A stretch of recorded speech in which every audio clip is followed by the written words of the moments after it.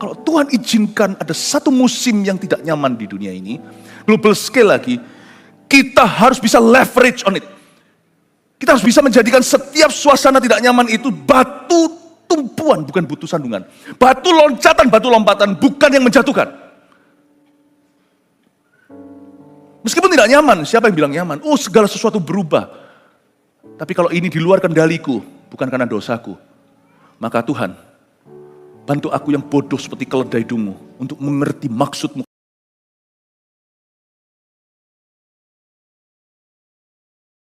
Segala hikmat, kuasa, dan hormat hanya bagimu.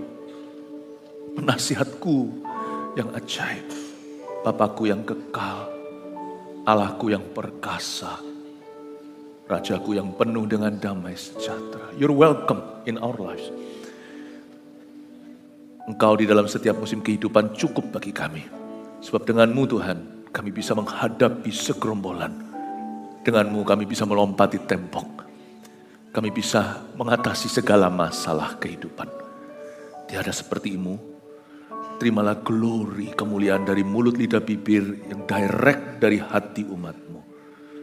Rajaku, Engkau bukan lagi bayi di palungan. Kau sekarang adalah juru selamat yang dibangkitkan dari sorgamu. Kau menerima penyembahan umatmu di seluruh dunia. Pada saat Natal hari ini, ya Tuhan, kami satu suara meninggikanmu, ya anak Allah yang hidup. Sampaikan sabdamu, bantu umatmu untuk taat dalam setiap musim kehidupan, sebagaimana Engkau telah taat pada kami di tahun ini. Terima kasih Tuhan, sembunyikan hamba di balik salib-Mu dalam nama Yesus, haleluya. Amin, puji Tuhan. Shalom. Selamat Natal. Coba katakan kiri kanannya, Merry Christmas. Silakan duduk. Hari ini tema kita adalah He's Been Faithful. Kita mau merayakan kesetiaan Tuhan, bukan saat Natal ini kita mau ingat-ingat semua kebaikan Tuhan. Dan kita datang membawa hati yang penuh dengan ucapan syukur. Setuju sama saya 2025 meskipun tidak sempurna, Tuhan telah setia. Yes. Has life been smooth all the way this year? No. Hidup kita mulus sepanjang tahun ini? Tidak. Hidup saya juga tidak mulus sepanjang tahun ini. Tapi di tahun kemenangan ini kita mengalami perang memang. Perang di dalam, perang di luar. Tapi yang membuat kita terhibur hari ini dan kuat, tabah, optimis. Untuk menyongsong tahun depan juga. Karena Tuhan yang setia tahun ini akan tetap setia sama kita tahun depan. Katakan amin. Mari kita sekarang pelajari tentang perjalanan sensus. Sebuah kejadian global. Sebenarnya itu kejadian yang sifatnya skala nasional bahkan internasional. Karena waktu itu Romawi menjajah bangsa-bangsa. Ternyata dalam perjalanan sensus ini, Yusuf dan Maria mengalami kesetiaan Tuhan. Padahal itu sama sekali tidak nyaman. Justru hal-hal tertentu yang terindah dalam hidup kita, itu kerap kali terjadinya di dalam zona tidak nyaman. Tuhan itu heran. Kita baca dulu ayatnya, hanya 7 ayat saja, yaitu Lukas pasal 2 ayat 1-7 bunyinya. Pada waktu itu Kaisar Agustus mengeluarkan suatu perintah, menyuruh mendaftarkan semua orang di seluruh dunia. Inilah pendaftaran yang pertama kali diadakan sewaktu Kirenius menjadi wali negeri di Syria. Maka pergilah semua orang mendaftarkan diri masing-masing di kotanya sendiri. Demikian juga Yusuf pergi dari kota Nazaret di Galilea ke Yudea, ke kota Daud yang bernama Bethlehem, karena ia berasal dari keluarga dan keturunan Daud. Supaya didaftarkan bersama-sama dengan Maria tunangannya yang sedang mengandung. Ketika mereka di situ, tibalah waktunya bagi Maria untuk bersalin, dan ia melahirkan seorang anak laki-laki, anaknya yang sulung, lalu dibungkusnya dengan lampin dan dibaringkannya di dalam palungan, karena tidak ada tempat bagi mereka di rumah penginapan. Perjalanan sensus, kesetiaan Tuhan dalam ketidaknyamanan. Justru kalau kita alami sesuatu yang tidak nyaman, jangan cepat konklusi dan jangan cepat putus asa. Mengeluh apalagi nono. Jangan menggerutu karena itu tidak membawamu kemana-mana. Gerutu orang Israel justru menuntun mereka ke kuburan di padang gurun, padang pasir itu. Mereka tidak masuk dalam tanah Kanaan. Instead of being angry, Be still and know that I am God, kata Tuhan. Daripada marah kepada Tuhan apalagi, mendingan kita diam dan tenanglah dan ketahuilah aku Tuhan, kata Allah. Kesetiaan Tuhan itu bisa ditemukan di saat-saat yang paling tidak nyaman dalam kehidupan kita. Think about it. Some of the best things in life, ada hal-hal yang terbaik yang terjadi dalam kehidupan kita, itu diberikan Tuhan di musim tidak nyaman dalam hidup kita. Saya pikirkan, saya kesaksian secara pribadi simpel saja. Pelayanan saya di Indonesia itu dimulai di saat Tuhan tuntun saya pulang ke Indonesia, pesawat 14 Mei 1998, satu hari meletupnya kerusuhan. Saya menganggap bahwa hari ini peran kami di Indonesia, merintis gereja, memimpin umat Tuhan, boleh dikatakan salah satu the most beautiful thing in my life. You know that you are one of the most beautiful thing in my life. Itu terjadinya saat itu. Rooftop ini berdiri di saat-saat yang paling difficult, paling susah di dalam kehidupan kami.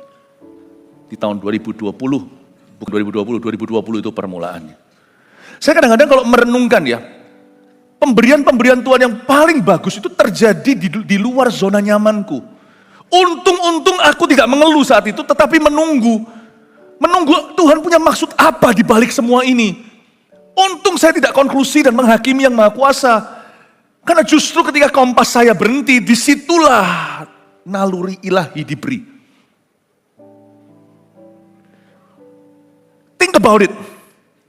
Hal-hal yang paling tidak kau rencanakan. Justru ketika kita main aman, justru di situ tidak ada Tuhan. Jadi jangan ngamuk kalau semua Tuhan itu menyerang masuk ke privasi atau privasimu, ke ruang pribadimu, dan seolah-olah mengobrak-abrik rasa amanmu.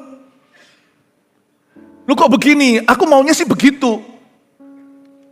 Tapi Tuhan mengacaukan, tanda kutip, Tuhan tidak pernah kacau ya. Mengacaukan rencana saya. Aku loh tadi sudah on the way ke situ, OTW. Aduh rutenya, kayak tadi ibadah sebelumnya, pengalihan rute. Bukan hanya itu, totally uncomfortable, sangat tidak nyaman. Mari kita baca sekarang apa yang Allah Bapa lakukan dalam hidup Yusuf dan Maria. Pada waktu itu Kaisar Agustus mengeluarkan suatu perintah. Saya tebak ya, kira-kira Kaisar ini lahirnya bulan Agustus. Pada waktu itu Kaisar Agustus mengeluarkan suatu perintah, menyuruh mendaftarkan semua orang di seluruh dunia. Seperti ada satu gambar lebih besar. Kaisar Agustus tidak membuat keputusan itu demi Yusuf dan Maria.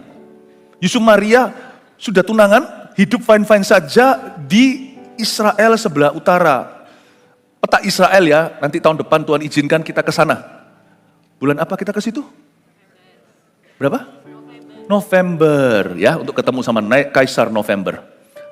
Ya ini dead joke, nggak ngerti ya sudah. Kaisar Agustus kan, nah nanti bulan November kita akan ke sana tahun depan kalau Tuhan izinkan. Nah, Israel itu sebelah utara situ itu provinsi Galilea seperti Surabaya di Jawa Timur.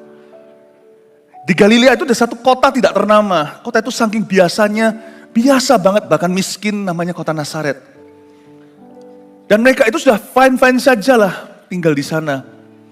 Tiba-tiba Bapak Ibu Saudara, ada kebijakan pemerintah. Pemerintah ini bukan hanya pemerintah negara, karena Israel adalah jajahan Roma. Ini adalah perintah yang benar-benar berlaku atas setengah dunia. Roma itu menjajah mana-mana. Dan perintah ini bukan dibuat untuk Yusuf Maria. Kaisar Agustus bahkan tidak tahu siapa itu Mary, siapa itu Joseph. Dia mengeluarkan satu perintah. Tahukah bahwa Tuhan itu menyetir hati raja. Raja-raja, pemerintah-pemerintah di dunia. Tuhan yang setir. Seolah-olah kebetulan, tapi semua itu ada hubungan dengan umat Tuhan. Dan itu ada hubungan sampai microchipnya, sampai ada hubungan dengan hidupmu. Tahukah Anda? Masa sih Pastor Philip, am I that important? Yes, you are that important. Tuhan kita itu saking personalnya, sekalipun dia itu how great thou art, sekalipun dia itu besar. Tuhan itu saking personalnya, saking pribadinya, Tuhan itu menghentikan matahari untuk Yosua. Tapi kita tidak boleh semena-mena. Mentang-mentang kita siapa? Di kebaktian tadi saya kasih disclaimer-nya. Yesus aja mendapatkan perlakuan biasa dari Allah Bapa. Nanti dengarkan sendiri tinggalannya di mana. Tapi sebaliknya sekarang saya mau angkat jiwamu. You are very important, you know. Sampai-sampai Tuhan itu akan setir hati raja buat kebijakan supaya Anda masuk rencana Allah. Hebatnya loh. Kaisar Agustus nggak tahu siapa itu Yusuf, siapa itu Maria. Who's Joseph? Maybe mungkin dia kenal Josephine. Joseph mungkin enggak, Yusuf dia nggak tahu itu siapa, itu Maria. Kaisar Agustus mengeluarkan satu perintah. Tanpa dia sadari, dia sedang menggenapi rencana Allah dan sedang membantu Yusuf Maria menggenapi rencana Bapa. Kaisar Agustus mengeluarkan suatu perintah. Apa yang dia keluarkan? Menyuruh mendaftarkan semua orang di seluruh dunia. Disuruh adakan sensus. Karena Roma mau tahu wilayah jajahannya, Roma mau menghitung rakyatnya di seluruh dunia. Dibikinlah suatu keharusan untuk setiap orang kembali ke kampung halaman dan mereka didaftarkan. Jadi ini adalah movement, gerakan yang sifatnya skala global. Ini bukan skala RT RW. Ini global scale. You know, hari ini dari cerita ini saya beritahu, just for one family. Tuhan lakukan ini. Hanya untuk satu keluarga. Could we be that important? Bisakah kita sepenting itu? Bisa. Orang rendah hati itu akan dipentingkan Tuhan. Tapi kalau sombong, langsung sama Tuhan dijadikan figuran di dalam rencananya. Tapi kalau kita rendah hati ya, jangan kaget. Kita tidak cari perhatian. Zaman ini zaman edan, semua orang mau mencari validasi. No need. Kalau Tuhan memandangmu, tiba-tiba Anda akan dipindah masuk ke tengah-tengah poros kehendak rencananya.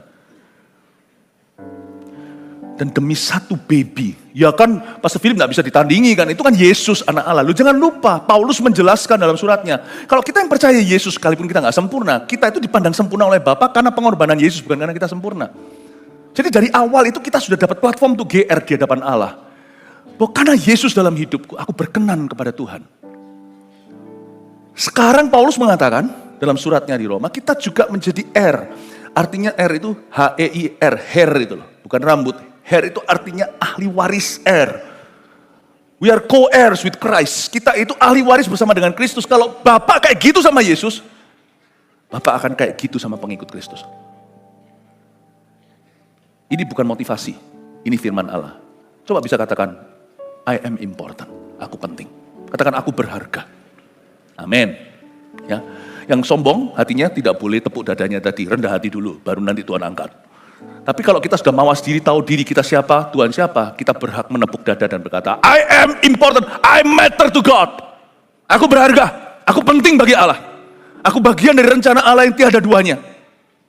Ini bukan self-talk, God is talking to you. Ini bukan bicara pada diri sendiri, Allah sedang berbicara kepadamu. Saya baca ini, saya merinding, saya kira ya kalau ini cerita Yesus ya lumrah lah, ngerti lah Yesus siapa. Tapi, waktu saya baca ini seperti ada Roh Kudus memberitahu saya, Philip, you are that important too to me. Kamu juga penting bagi aku. Karena kamu adalah karya tebusan Kristus. Wow, saya terharu waktu baca ayat 1. Tentunya Tuhan tidak perlu gerakan Kaisar Agustus dalam konteks saya. Karena Kaisar Agustus tidak ada. Tuhan tidak perlu gerakan seluruh dunia atau apa. Tapi pokoknya dari sisiku, saya harus mengerti kalau ada sesuatu yang di luar rencana saya, seperti seolah-olah saya dipaksa, didorong ke sana. Seperti saya itu diceburkan ke dalam, bukan karena mauku. Jangan marah dulu. Jangan negatif thinking, hai manusia yang kerap kali pikirannya selalu buruk, selalu negatif, selalu dipikirkan. Itu yang jelek-jelek. Kita harus punya curiga ilahi yang indah. Mungkinkah Allah punya maksud yang lebih besar dalam hidupku? Makanya Tuhan izinkan ini terjadi di dalam diri saya. Sekalipun harus melalui mungkin penolakan bagi beberapa orang. Beberapa orang harus mengalami kerugian materi. Memang itu bukan kehendak Allah, itu salah sendiri. Tapi kalau Tuhan masih izinkan itu, pasti ada sesuatu. Tuhan itu bisa bekerja lewat perkara yang baik karena ketaatanmu. Tuhan juga bisa bekerja lewat perkara yang kurang baik karena ketidaktaatanmu. Asal kita jangan rindu dipakai Tuhan lewat ketidaktaatan. Tuhan bisa manfaatkan ketidaktaatan kita. Kita harus selalu mencari hati yang taat, mengejar hati seperti itu. Tetapi sekalipun kita jatuh, tidak akan tergeletak sebab Tuhan menopang tangannya. Bahkan Tuhan sanggup memakai segala ketidaktaatanmu ketika kau bertobat. Dan menggunakannya untuk kebaikanmu dan kebaikan banyak orang. Itulah Allah yang setia yang kita sembah. Dan Tuhan itu bisa menggerakkan sesuatu yang skalanya besar hanya untuk ceburkan saya masuk dalam rencana yang lebih baik. Saya curiga Tuhan izinkan saat-saat pandemi di dunia ini untuk mengangkat pengusaha-pengusaha yang rendah hati dan untuk menjatuhkan pengusaha-pengusaha yang sombong. Playernya beda setelah itu. Saya curiga di masa pandemi itu Tuhan juga punya rencana secara spesifik sekalipun itu terjadi secara global. Untuk bisa memberkati ministry yang sejati. Dan untuk bisa merendahkan ministry-ministry yang mencari kepentingan sendiri. Disitulah lalang dan gandum kelihatan bedanya. I suspect Tuhan mengizinkan itu terjadi. Dalam konteks kita, GMS, itu seperti matahari berhenti. Tahu nggak pastor-pastor yang di bawah saya semuanya, gembala-gembala regional semuanya dapat S2. Justru saat itu berhenti itu mereka sekolah. Mereka sekolah, saya suruh mereka sekolah. Saya dan istri saya punya ide itu, dikasih Tuhan, saya percaya. Karena ini adalah umatnya. Sekolahlah mereka semuanya correspondence. Dan semuanya dapat master, jadi saya itu sekarang satu-satunya yang S1. Gembala di bawah saya semuanya, saya pimpin semuanya S2. Penghiburan saya adalah begini, saya hanya sarjana. Saya hanyalah bachelor degree. Mereka semua master, tapi nggak apa-apa. Saya pastornya, master. Boleh deh, masuk Pak Eko. It's okay, saya cebol. It's okay, saya kerdil, it's okay. Melihat orang lain sukses itu saya bahagia. Itu prinsip yang saya khotbahkan, ajarkan, dan saya praktekkan. Itu kalau nggak mungkin, itu semua udah punya keluarga, pelayanan mereka besar-besar. Itu sudah nggak mungkin, tapi tiba-tiba dibuat berhenti. Aduh Tuhan, terima kasih. Untung kita bukan orang yang gigit jari, lalu waktu berhenti gitu, lalu kita malas kerja. Lalu habis itu kita hanya bermain-main, tidak berbuat apa-apa. Dan menyanyiakan setiap kesempatan yang ada. No, mereka semua sungguh-sungguh, tapi seperti dikasih kelonggaran, langsung bisa sekolah. Saya curiga, tidak mengecilkan penderitaan orang yang kehilangan, orang-orang yang mereka cinta, kerugian yang terjadi di seluruh dunia, belum lagi semua orang-orang yang kena dampaknya. Hati saya tertuju ke mereka. Namun demikian, kalau Tuhan izinkan ada satu musim yang tidak nyaman di dunia ini, global scale lagi, kita harus bisa leverage on it. Kita harus bisa menjadikan setiap suasana tidak nyaman itu batu tumpuan, bukan batu sandungan. Batu lompatan, bukan yang menjatuhkan. Meskipun tidak nyaman, siapa yang bilang nyaman? Oh, segala sesuatu berubah. Tapi kalau ini di luar kendaliku, bukan karena dosaku, maka Tuhan, bantu aku yang bodoh seperti keledai dungu untuk mengerti maksudmu. Kalau aku belum mengerti sekarang, pokoknya aku melangkah dulu, nanti akan mengerti hari ini 2025. Penutupan tahun menoleh ke belakang, oh, I see what you mean. Aku mengerti apa yang kau maksudkan. Jangan sampai 2025 saya bodoh, kita bodoh, lalu 2030 nanti kita noleh, gigit jari, aduh tahu gitu. Setiap tahun itu ada ketidaknyamanannya. Tahun ini tahun yang heran, sungguhan. Bagi saya secara pribadi, saya saksi sama Anda ya. Tahun ini ya high bagi saya itu high so high. Low bagi saya itu so low. Ini tahun dimana saya kalau saya nggak mulus jalan hidup, jadi saya bayangkan jemaat pasti demikian. Karena kami jadi imam itu kan alami dulu. Setelah itu kami bisa mengerti pergumulanmu. Tahun ini adalah tahun, kalau saya sebut dalam bahasa saya, down-nya itu lebih down dari tahun lalu. Dari tahun-tahun sebelumnya. Tapi tahun ini juga adalah tahun kemenangan gilang-gemilang yang belum pernah kami alami tahun-tahun sebelumnya itu terjadi tahun ini. Tapi yang pasti inilah kemenangan kita. God is faithful, He will remain faithful. Tuhan akan tetap setia sampai tahun yang akan datang. Amin Bapak Ibu Saudara. Belajarlah melihat bahwa Allah itu bisa gerakkan sesuatu berskala dunia untuk bisa memberkati hidupmu dan untuk bisa membawamu masuk ke rencana Tuhan yang lebih baik. Itulah sebabnya dalam skala Anda, kalau Anda mengalami sesuatu yang kurang nyaman, jangan cepat-cepat marah sama Tuhan. Tapi carilah maksud Allah di balik itu. Kalau belum ketemu, melangkah dulu. Ketemu nanti. Atau kalau ketemu dulu, puji Tuhan, tinggal kita melangkah atas pengetahuan itu. Either way, jangan tunggu sampai engkau mengerti. Tapi pada instruksi dan perintah ilahi, melangkahlah dengan iman dan dengan berani. Melangkah itu bukan gegabah. Melangkah itu kita kan tahu bisa membedakan mana benar, mana salah. Selalu responi Tuhan dengan benar. Suruh mencuri atau suruh mengembalikan barang orang, kembalikan. Suruh kita membenci atau mengampuni sekalipun orang yang kita ampuni itu tidak berubah. Suruh mengaku atau menyembunyikan dosa, ngaku. Kita itu selalu punya pilihan nurani. Dalam hati kita itu kita selalu punya choices. Kiri atau kanan, kanan atau kiri. Always choose God's will. Tuhan tidak akan menuntut kita atas apa yang kita tidak tahu. Tuhan akan menuntut kita berdasar pengetahuan kita. Suatu hari di dalam akhirat pun waktu Tuhan akan hakimi setiap manusia yang hidup dan mati, Dia akan berkata, yang satu berbuat jahat kamu, enyahlah, aku tidak kenal kamu. Yang satu lagi baik sekali perbuatanmu, hai hambaku yang setia. Di mana bedanya? Bukan atas sesuatu yang mereka tidak kenal, tapi Tuhan akan adili sesuai nurani. Tuhan akan adili mereka sesuai apa yang mereka tahu. Apa yang mereka tahu. Tuhan akan kupas dari itu. Semua motivasi hatinya akan dibuka sama Tuhan dalam terang. Hatimu kan sudah menuduhmu, kenapa kamu tetap ke kiri? Itu nanti disitulah penghakiman kita. Tuhan tidak akan berkata, karena kamu tidak tahu, ups, kilaf, aku hukum kamu. Tuhan itu tidak sadis. Tapi Tuhan akan berdasarkan pengetahuan kita, pengenalan kita. Tuhan akan berkata, why? Kenapa kau masih lakukan itu? Enggak Tuhan, jangan. Tuhan keluarkan rekamannya. Suara hatinya direkam sama Tuhan. Makanya ada kitab-kitab lain, kata Daniel, bukan hanya kitab kehidupan. Direkam, ini loh suara hatimu. Ngapain aku ampuni orang itu? Seperti ada suara Roh Kudus menyela, ampuni, kamu akan diberkati. Ngapain orang kayak gitu? Tuhan kan, dia kaget, loh kok ada rekamannya? Dia bilang, akulah Allah yang melihat hati, berarti aku Allah yang merekam hati. Kalau Anda mau tahu Tuhan merekam hati itu seperti apa, pergilah ke dokter kardiovaskular. Anda direkam hatinya pakai holter atau pakai apa di sini selama 1 hari. Mandi pun kau bawa, jangan basah. Itu nanti ada rekamannya, kelainan detak jantung atau tidak. Dokter punya teknologi, Allah Maha tahu. Dia merekam segala sesuatu. Based on that you will be judged. Amin Bapak Ibu. Di hatimu kau harus tahu bahwa Tuhan itu setia. Dan Tuhan bisa menggerakkan sesuatu yang sifatnya skalanya besar untuk memberkatimu. Tugasmu dan tugasku adalah jaga hati dengan segala waspada. Dan kalau kita belum mengerti, jangan marah. Inilah pendaftaran yang pertama kali diadakan sewaktu Kirenius menjadi wali negeri di Syria. Bukan hanya Kaisar Agustus, tapi juga sampai ke wali negeri, wali kota.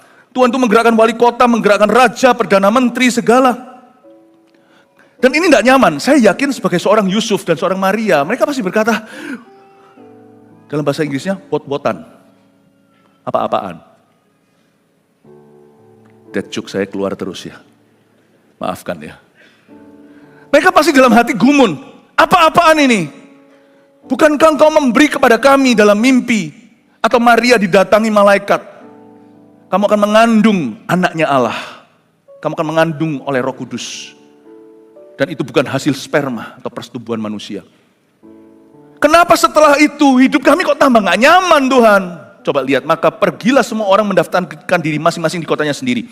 Demikian juga Yusuf pergi, perhatikan dari kota Nazaret di Galilea, atas, ke provinsi Yudea. Yudea itu provinsinya ada kota-kota seperti Yerusalem, Bethlehem, itu di bawah. Turun lagi itu Mesir, terusin itu Afrika.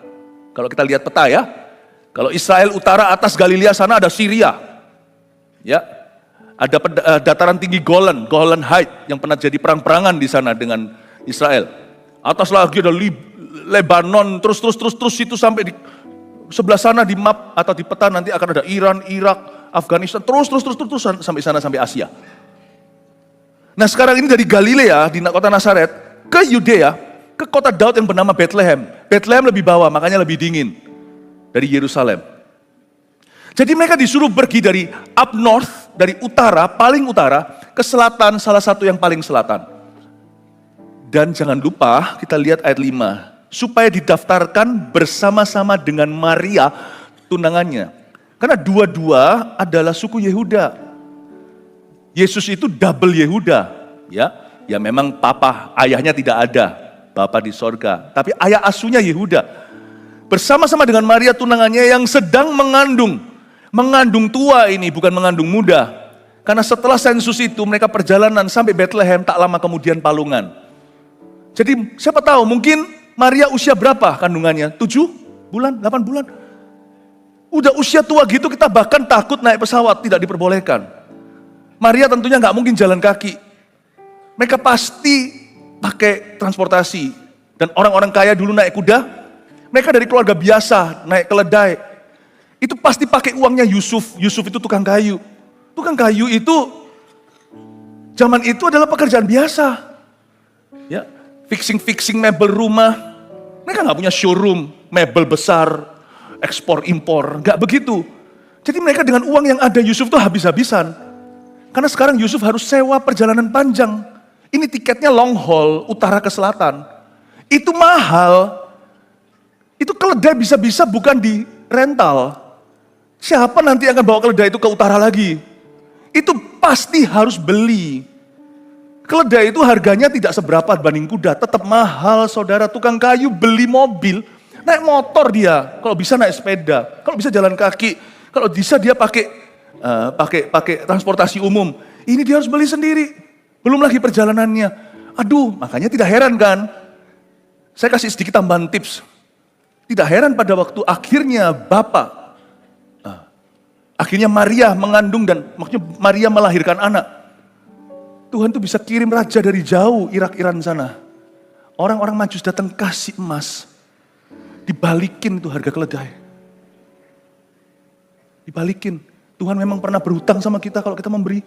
You can never outgive God. You cannot outlive God. And you will never out faithful God. Kita gak mungkin bisa lebih setia dari Tuhan. Melampaui pemberiannya. Kita gak bisa lebih tua dari Allah kita. Dialah Alfa dan Omega. Jadi sedikit saya kasih perspektif, kenapa emas, kemenyan, dan mur. Tuhan balikin semuanya. Yusuf harus keluar modal dulu, dia beriman, tapi Tuhan balikkan semuanya. Berlimpah-limpah. Your God never owes you anything. Dan Yusuf pada waktu naik keledai itu pergi ke sana. Jauhnya ampun-ampun, hamil tua itu sangat gak convenient naik. Bayangin, dia gak mungkin rush itu keledai. Keledai itu gak cepat seperti kuda. Dan kalau keledai itu diras juga nanti dia marah tendang-tendang ke belakang. Itu orang hamil tua. Keguguran gimana? Pendarahan gimana? Air ketubannya pecah gimana? Jadi dia harus jalan pelan-pelan. Itu sangat tidak nyaman. Tidak pernah terdengar dalam cerita Natal. Yusuf marah-marah. Yusuf mempertanyakan Tuhan. Yusuf ragu-ragu. Lalu habis itu Yusuf mengeluh, menggerutu. Kok begini, kok Tuhan begitu? Lalu mungkin sama Tuhan gak berani, dia salahkan Maria, Lucy diam-diam hamil. Atau dia marah, salahin orang lain, atau dia kepahitan sama pemerintah, Kaisar Agustus. Ya, dia marah-marah. Kenapa sih buat kebijakan kayak gini? Nganggur apa di istana? Tahu gak kebijakan di atas sana itu? Orang-orang di lapangan di bawah itu yang paling sengsara. Perubahan lagi, ganti arah lagi. Ganti kebijakan lagi. Kami yang di sini yang berdarah-darah. Langsung rental itu mahal. Semua orang rebutan keledai. Sangat gak nyaman. Saya gak tahu perjalanan itu berapa jam. Saya belum buat riset. Jadi perjalanan antara utara, ujung Nazaret sampai ke Bethlehem itu berapa. Tapi saya punya perjalanan sendiri. Saya tempuh nanti bulan Januari. Kami akan pergi ke South America, ke Brasil. Ada kebangunan rohani nasional di sana. Dan saya salah satu pengkhotbahnya. Dan nanti pada waktu ke sana saya tidak looking forward terus terang. Jangan beritahu sama kawan-kawan kita di Amerika Selatan. Itu bukan orang Indonesia. Perjalanan nanti naik pesawat, gontakan di pesawat, saya harus berada di dalam pesawat. Dan dalam perjalanan itu 40 jam satu arah. New York itu cuma transit. Saya nggak kepingin tahun ini berlalu supaya jangan ke Januari. Kenapa kau utus aku? I don't know, but I'm gonna see why God sending us there. Nanti pulang saya cerita sama Anda, kenapa Tuhan utus kita. Dan harus perjalanan panjang, 40 jam satu arah. Gak nyaman. Jangan ngeluh lah. Hamil umur 8 bulan naik keledai. Jalan puluhan jam. Berhenti-berhenti di mana-mana. Tapi saya beritahu ya, Yusuf tidak pernah sekalipun mengeluh. Dia gak ngerti, 100% dia gak ngerti ini. Waktu diberitahukan dalam mimpi, jangan kau ceraikan Maria. Kandungan itu dari Roh Kudus. Kamu tunang dia, jangan bersetubuh tapi. Yusuf berkata, baiklah, I Captain, thank you. Setelah itu, bukan Tuhan kali ini, Kaisar. Sensus semua orang harus kembali ke kampung halaman. Ya Tuhan, kalau aku pergi sendiri, ini bawa tunanganku hamil 8 bulan. Aduh repotnya setengah mati. Dia gak berkata, kenapa sih, why? Pertanyaan why itu salah tempat, salah waktu. Pertanyaan why tidak akan ada jawaban. Tapi Yusuf taat saja, melangkah saat tidak nyaman. Justru waktu tidak nyaman, dia tahu dia harus melangkah dengan iman. Itulah gunanya iman. Buat apa kita punya iman kalau segala sesuatu nyaman? Kalau segala sesuatu nyaman, Adam dan Hawa juga bisa. Karena segala sesuatu tidak nyaman ketika kita menghadapi sesuatu yang sifatnya challenging, menantang, sesuatu yang kita tidak ngerti, sesuatu yang membuat kita jadi risih, membuat resah. Disitulah gunanya faith in God. Iman dalam Tuhan. Kebaktian sebelum ini tadi, di poin terakhir yang saya sampaikan adalah Tuhan punya kasih karunia tertentu dan kasih karunia yang baru di tempat baru di mana kau ditempatkan. Yesus itu, bayi Yesus dibawa pontang-panting ke sini sana. Dari Nazaret, dari Bethlehem, langsung ke Mesir. Dari Mesir balik lagi, mau pergi ke Yudea nggak jadi, perginya ke Nazaret lagi. Aduh Tuhan, yang mau dibawa kemana? Tuhan itu selalu di setiap stop, setiap tempat di mana kau ditempatkan, asal jangan sampai kita pelarian. Ada orang itu hari ini di tempat kerjanya itu hanya pelampiasan, pelarian. Nggak bisa. Anda tidak bisa jadikan tempat kerjamu itu adalah transitan. Setiap tempat kerja itu panggilan. Jangan berkata, nanti ini hanya batu loncatan, nanti suatu hari aku buka sendiri. Jangan begitu. That's a very bad, itu very bad apa ya?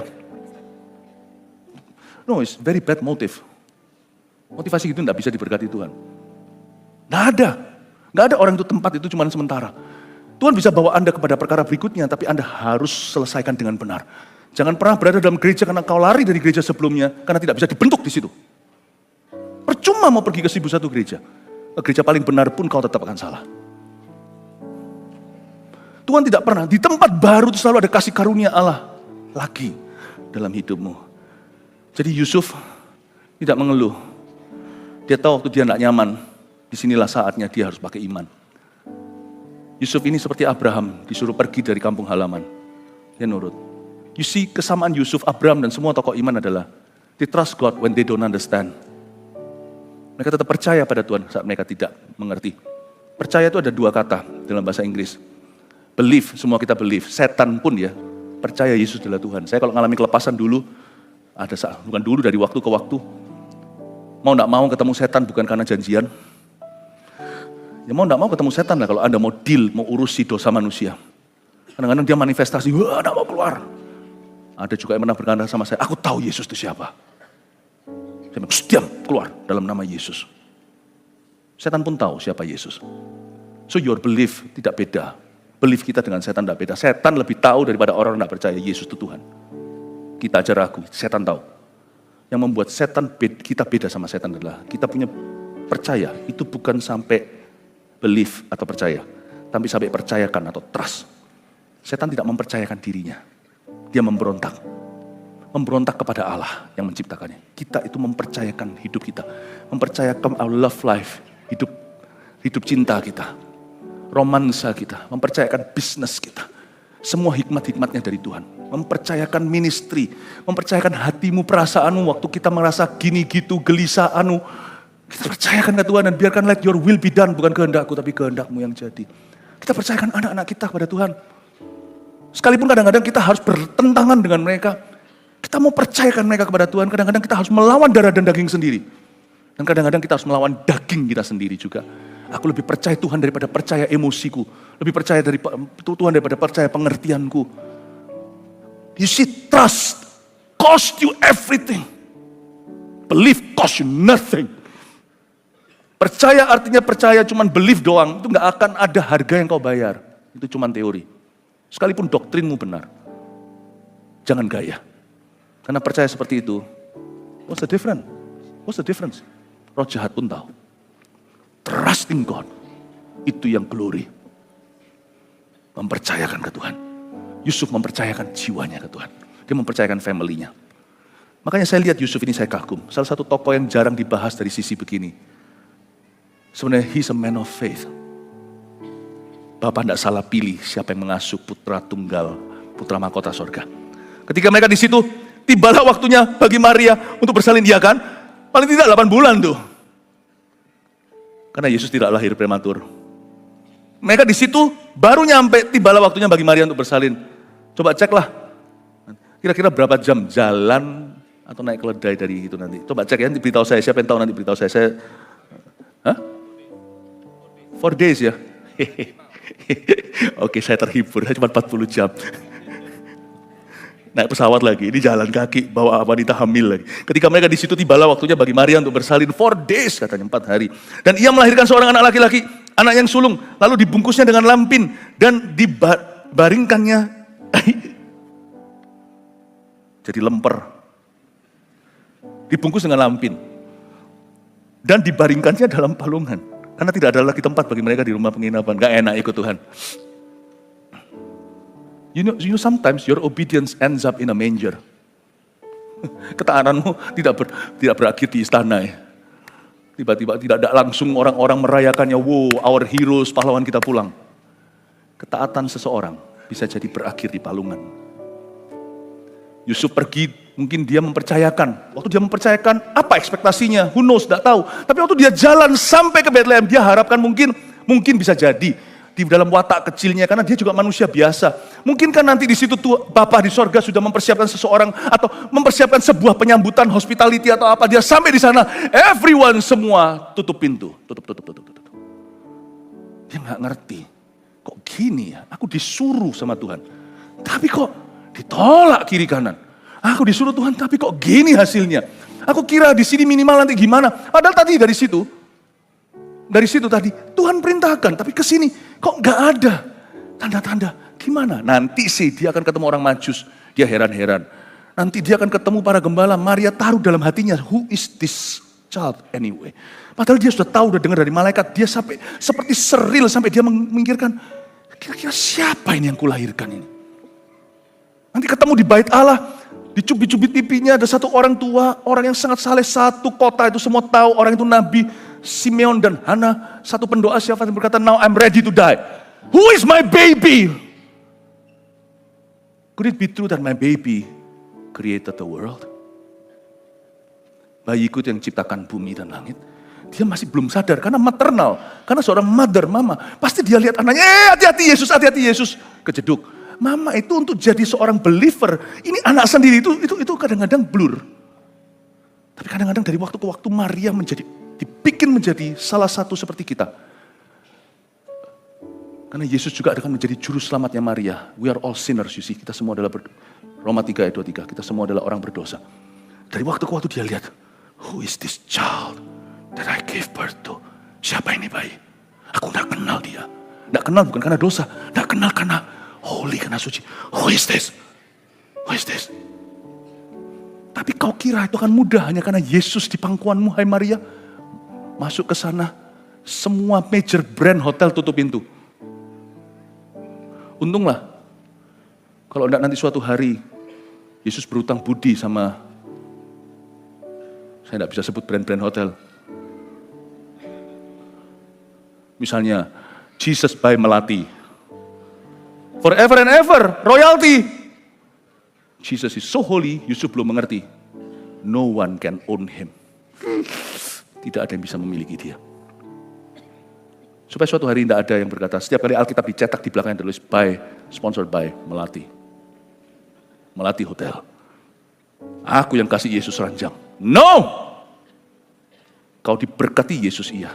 Emas, kemenyan, dan mur. You never give Jesus nothing. Tidak pernah kasih Yesus apa-apa.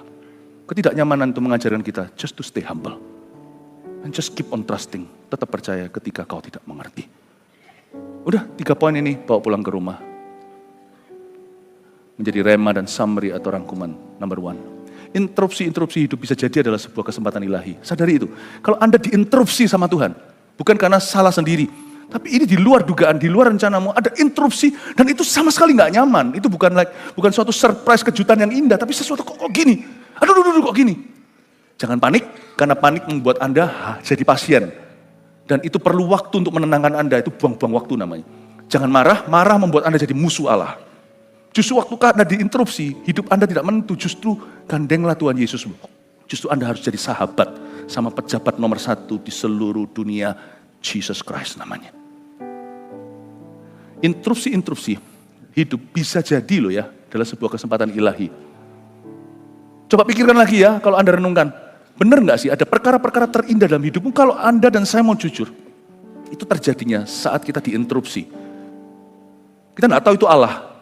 Tapi kok sesuatu yang nggak nyaman terjadi. Coba bayangkan, disitulah Allah memberimu yang kau punya hari ini. Baik itu pekerjaan, baik itu kepercayaan, baik itu anak bagi beberapa orang, baik itu juga teman, baik itu ilmu pengetahuan yang baru, baik itu sesuatu, fasilitas tertentu. You see, ada momen-momen, kalau apakah saya seorang diri, kalau saya evaluasi diri saya, hidup kami, saya menemukan bahwa some of the best things in our life, itu terjadinya saat hidup kami diinterupsi dari luar. The most beautiful thing, the greatest thing. Untung saya tidak panik, untung saya tidak marah, waktu tidak mengerti, saya duduk di bawah kakinya. Anda juga bisa lakukan yang sama. 2. Tahukah Tuhan mengalihkan kejadian-kejadian dunia untuk genapi rencananya atas kita? Ayo kita GR. Asal kita rendah hati dulu ya. GR lah setelah itu. Tuhan akan mengalihkan kejadian dunia untuk genapi rencananya atas kita. Kadang-kadang Tuhan itu akan delay sesuatu dalam hidup orang lain supaya Anda datang tepat waktu. Supaya Anda ditemukan tepat waktu. Kadang-kadang loh ya, Tuhan itu bisa seolah-olah mengizinkan sesuatu itu nggak berjalan semuanya supaya Anda yang jalan. Makanya saya itu paling takut kalau berada di sisi yang salah di hadapan Tuhan. Penderitaan itu ada dalam kamu seorang Kristen. Jangan salah loh ya. Gereja ini tidak meyakini prosperity gospel, Injil kemakmuran. There's no such thing as wealth and health gospel. Saya percaya divine healing, kesembuhan ilahi. Tapi siapa bilang ikut Yesus itu kita free dari masalah? Ikut Yesus pasti kaya, ikut Yesus pasti baik-baik, ikut Yesus gak pernah sakit. No, itu peperangan rohani kita. Penderitaan itu ada, tapi dengar baik-baik. Keapesan tidak ada. Hayya best dengarkan. Penderitaan itu ada, keapesan tidak ada. Sebab saya tidak percaya, apes adalah kehendak Allah. Derita ada, menderita karena kebenaran, welcome. Apes? Nehi. No way. Itulah sebabnya Bapak Ibu Saudara, Tuhan itu bisa mengalihkan kejadian dunia untuk genapi rencananya atas kita. GR lah. 3. Melangkahlah dengan iman. Justru itu kunci. Saat ketaatan terasa gak nyaman. Justru waktu gak nyaman itu langkahlah. Anda sedang memiutangi Allah. I love this. Kalau semuanya mudah, Anda layani Tuhan. Sami mawon saudara, semua orang bisa. Penyembah berhala pun demikian dengan ilah-ilahnya. Tapi waktu sesuatu itu tidak nyaman, Tuhan berfirman. Itu ada firmannya dalam hidup. Melangkahlah. Dan Anda memiutangi Allah. Ketidaknyamanan bisa menjadi berkat terselubung. Dan menyimpan berkat terbesarmu selanjutnya yang akan kau nikmati tahun depan. Amin.